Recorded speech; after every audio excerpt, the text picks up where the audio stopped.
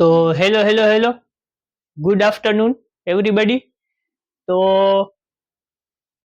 જેમ કે તમે બધાય જાણી જ ગયા હશો કે મેં મારું એક પોતાનું નવું યુટ્યુબ ચેનલ સ્ટાર્ટ કર્યું છે એમડી કેમેસ્ટ્રી કરીને. શું એમડી કેમેસ્ટ્રી કરીને એક મેં મારું નવું યુટ્યુબ ચેનલ સ્ટાર્ટ કર્યું છે અને એ જ રિગાર્ડિંગ હું એક ઇમ્પોર્ટન્ટ અનાઉન્સમેન્ટ લઈને આવ્યો છું.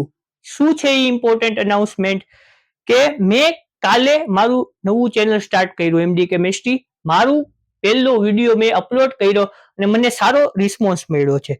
તો હવે હું આગળ આ ચેનલ ઉપર શું કરીશ, શું કોન્ટેન્ટ અપલોડ કરીશ ને એમાં તમને શું ફાયદો થશે એ રિગાર્ડિંગ હું ઇમ્પોર્ટન્ટ અનાઉન્સમેન્ટ આજે લઈને આવ્યો છું. એ શું છે ઇમ્પોર્ટન્ટ અનાઉન્સમેન્ટ?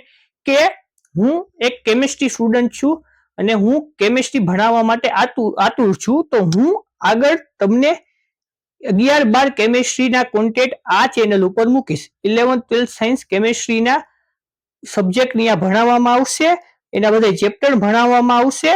તો જો તમે 11 અને 12 કેમેસ્ટ્રીમાં રસાયણ વિજ્ઞાનમાં અભ્યાસ કરો છો અને તમે આતુર છો કે તમે કેમેસ્ટ્રીનું ઘરે આવીને રિવિઝન કરી શકો ઓનલાઈન યુટ્યુબ ઉપરથી, તો એક મોકો મને આપો.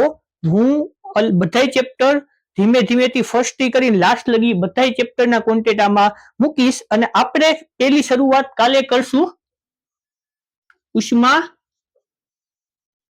ગતિશાસ્ત્ર, જે 11th સાયન્સનું ચેપ્ટર છે.